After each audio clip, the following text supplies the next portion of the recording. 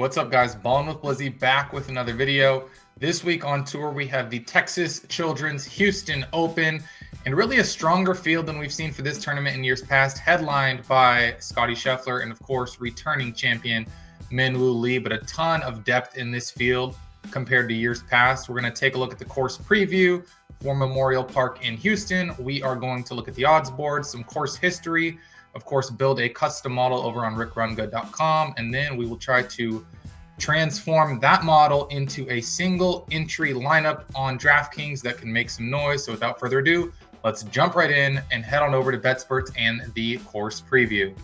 So Memorial Park in Houston, Texas. It's actually a municipal course, so it's open to the public. You see right here, one of the premier public municipal courses in the country, but it's long. I mean, it is a par 70 at nearly 7,500 yards. So about as long as they get on tour, especially when you're considering it's not the traditional 4 par 5s. So as we see here, the layout's somewhat unique, just 5 par 3s, 3 par 5s, so kind of quirky, relatively straightforward in terms of hazards, just 21 bunkers and not much water. There are some trees, but the trees are kind of sparse. Here, you never know what you're going to get. So typically a course where you can really bomb and gouge. Let's take a look at the measurables. Like I said, water in play on just 4 holes, nearly 7,500 yards. Traditional cut, 135 player field. The rough is not going to be that long, just over an inch long. The greens are fairly generous at 7,000 square feet, the 10th largest on tour. Not a whole lot of elevation here, and again, just basically not too much that's going to get you in trouble. So you're going to be able to just really power it off the tee. And when we jump over to rickrungood.com in a little while, you're going to see that I have a totally different take on this course and what's going to win here compared to what's generally going to get it done in my typical model, where I'm really prioritizing keeping it in play, fairways gained, and playing clean golf. So you see here, average finish, Scottie Scheffler, 3 runner-ups here, 1 in 2021 and then back-to-back in 24 and in 25. Alejandro Tosti has played it twice, finished both times inside the top 5. Steven Jaeger, really strong run of form here, 9th, 1st, and an 11th. Tony Finau followed up his win in 2022 with a 2nd the next time he played it in 2024. Min-Woo Lee, I don't know what he's done here besides his win. Maybe we can jump over to Data Golf and find that out. So he's just played here the one time, and that was the win in his debut last year. Alejandro Tosti, as I mentioned, a couple of top 5s, gaining nearly 2.5 strokes per round on the field here. Scottie Scheffler, just about the same, just under 2.5 strokes per round. Really strong run of form here. He likes playing this, even when a bunch of other people haven't played it. He likes playing here because it is in his home state. Anybody else that's popping out? Mackenzie Hughes, nice run of form here. Finau, hit and miss. We got a first, we got a runner up, but then we've got a T32 and a missed cut. So kind of hard to say. Sam Burns, one of the top in terms of odds here, a couple of top 7s, a withdrawal, and then has not played it the past 2 years. And that's about it. Wyndham Clark, maybe this sets up well for him. He's a bomber who has had trouble keeping the ball straight as of late. Maybe this is a get-right course for him. Let's jump over to DraftKings and take a look at that odds board. Scottie Scheffler, about the best number you're going to catch on him, especially considering this is not a Players' Championship or major championship field. 3-1, we've seen him at majors, and I know he's not looked like that Scottie as of late, but a course that he really plays well at, and again, a field of not a bunch of top guys. I mean, we got Jake Knapp 4th in the odds, Min-Woo Lee, defending champion. We'll put some respect on his name, but these are not guys that typically challenge Scottie. So maybe this is a number you can get behind this week. But Min-Woo Lee, 18-1. Chris Goddard, I think this is a really fair number at 25-1. Already 2 wins on the young season. Jake Knapp, 26-1. Sam Burns, I think this is a good number, 28-1. Brooks Koepka, just shy of 30-1. I love this number on Michael Thor Bjornsson, 37-1. I think this sets up well for him here. I think Ryan Gerard can play well, although this is a course that does require you to have a tight around the green game off of closely mown areas. So we'll see if he can handle that. He has had some trouble on courses like that. Wyndham Clark, I think that's a fair price on him. I mean, in this field and the way that he wins, I like that.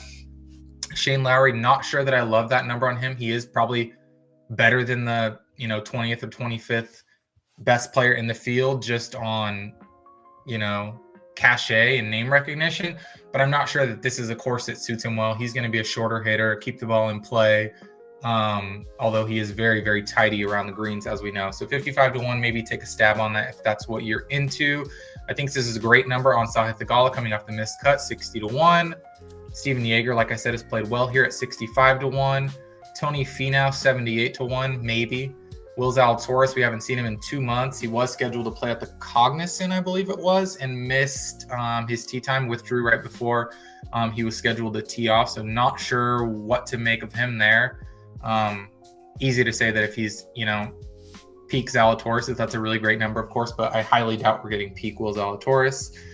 Aldrich Potgieter, I think that's a really interesting number just because he is a bomber and can hit it. I think he's 1 or 2 on tour with Rory in terms of average driving distance. So that's interesting. Sudarshan Yalamaraju, I think that's a really good number on him at 115-1. He is a longer hitter and he's playing very, very well as of late. Tom Kim, again, I keep saying it every week. He's not paying it off, but as talented as anybody. Can he get the game right for 1 week? We'll see. Anybody else down here that's worth mentioning? Garrick Higo, a very long hitter, 210-1. He's won on tour before. Probably my last shout. Nobody else down here. Davis Riley, I mean, again, 625-1. He probably does win this tournament more than once out of every 625 times if you play it that many times. And yeah, those are the guys that stand out to me on an initial look through the odds board. So with that said, let's go ahead and jump over to rickrungood.com and see if we can make a model that's going to make some noise. And like I said, this is going to be a very different model just with how this course sets up and how you need to attack it. So we'll always start with our 10 weighted strokes gained total, but then we're going to go a little bit different. I want to see some driving distance, which is not something, if you follow this channel, that you typically see me putting in. I want to prioritize long par fours. There's a bunch of them here, over 500 yards. And with that, I also want to prioritize long approaches.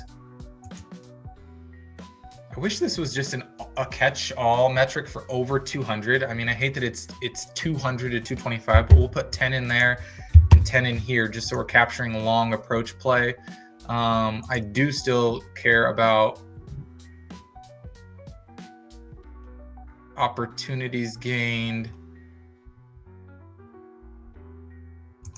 tremendously, so we'll put 10 in there. We've got the long par fours. Let's do some long courses in general. Let's see here. Birdie or better, I think, is going to be huge in this field. It's not the toughest track around. We're at 80. I know some people care about club head speed, but I think we capture that with driving distance. I mean, if we want to just see who truly, are the longest hitters in the field, we can get some of that. And then I do want to do tee to green, everything but putting. Oops, let's do weighted strokes gained tee to green.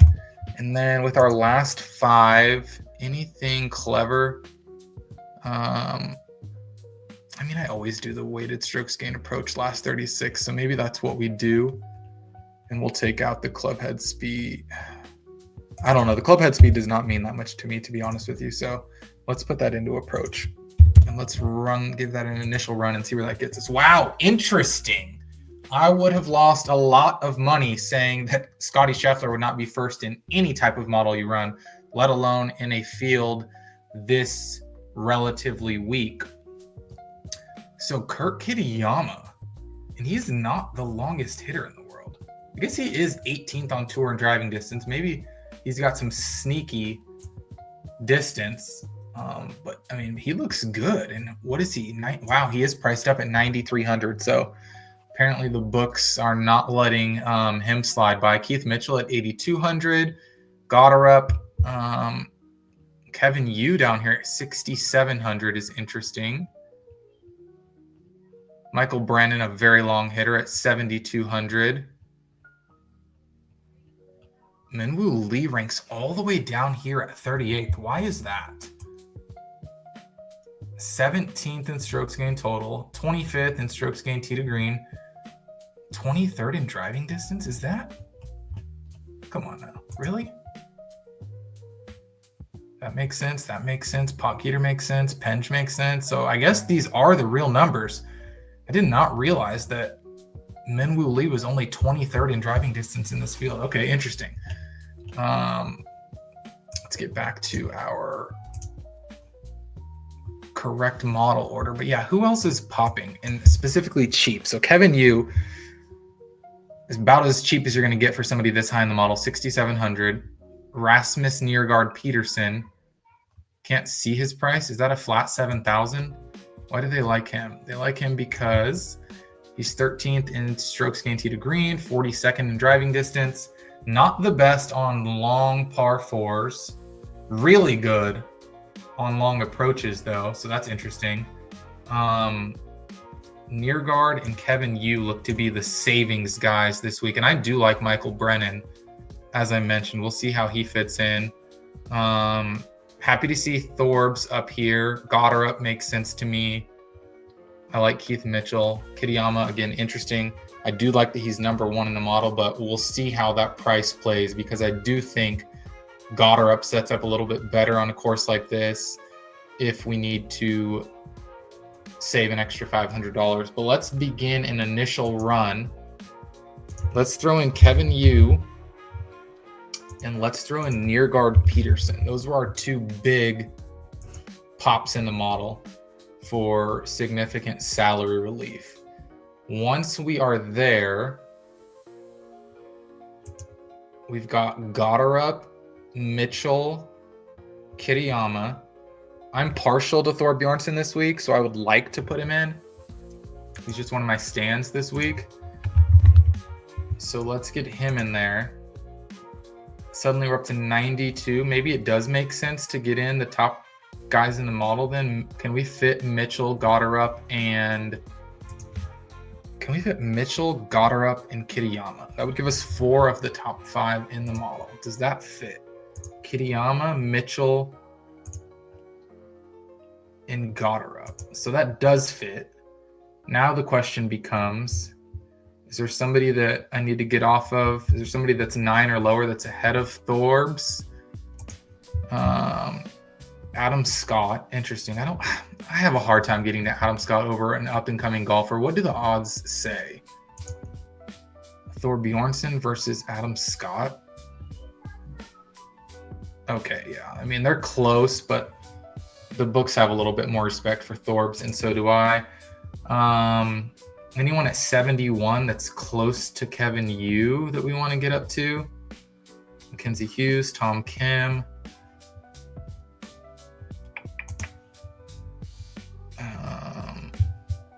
No, nobody's 71. They just really like Kevin Yu here. What do the odds say about like these guys, like Kim, Matty Schmid in relation to Kevin Yu? I don't even think those guys were on here, but what do the odds say? Man, I wish I could get to Yella Miraju over Kevin Yu. What do the odds say? That's kind of my big tie break. So Kevin Yu, Yellow Miraju, Tom Kim,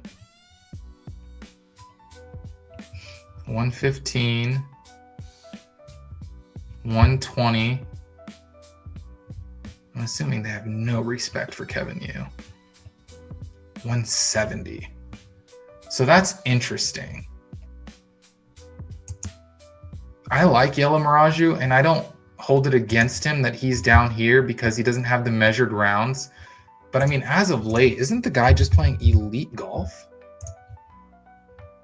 A 5th, a 37th, a 17th. What kind of form is Kevin Yu in? 30th, cut.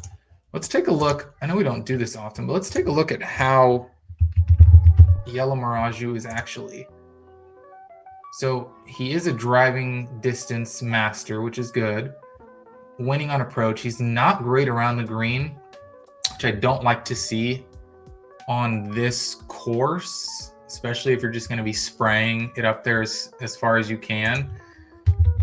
But Kevin Yu, where is he? Is he even above? Okay, Kevin, so interesting. So Kevin Yu is better around the green and has basically the same distance. What did the model tell us about their distance? Yellow Miraju, distance-wise, 17th in the field. Kevin Yu, 31st. We'll trust the model. So I'll say this. We'll leave this lineup as is. If you guys want to tweak it or move it around a little bit, like if you want, to get off of Kitayama and get up to Sam Burns or Jake Knapp, I mean, I think that's meaningful. We're talking about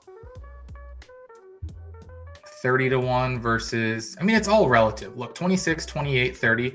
So I am happy with this. I would say that the Kitayama is the spot where you interchange. Like if you're running a 3-entry max contest, you do one with Kitayama, then you come in here and you do one with Sam Burns, or one with Brooks Koepka, or one with Jake Knapp, and this is a nice little recipe. Yes, we're fading Scotty. It's very dangerous. But again, how many other top golfers can you get inside the top 10, top 20 when you start with Scotty really is what the question becomes. So that's going to do it for me this week. Hope that's an insightful preview. You can kind of see the different names that pop to the top on a course like this versus what we're traditionally looking at when accuracy and precision is kind of everything. But I think this is a course where you just mash off the tee. You see if you can go out there and get it. You try to put up a high score and you let the chips fall where they may. So let me know who you're betting in the outright market, who you like in DFS, who you're taking in one and done, and we'll talk to you guys again next week.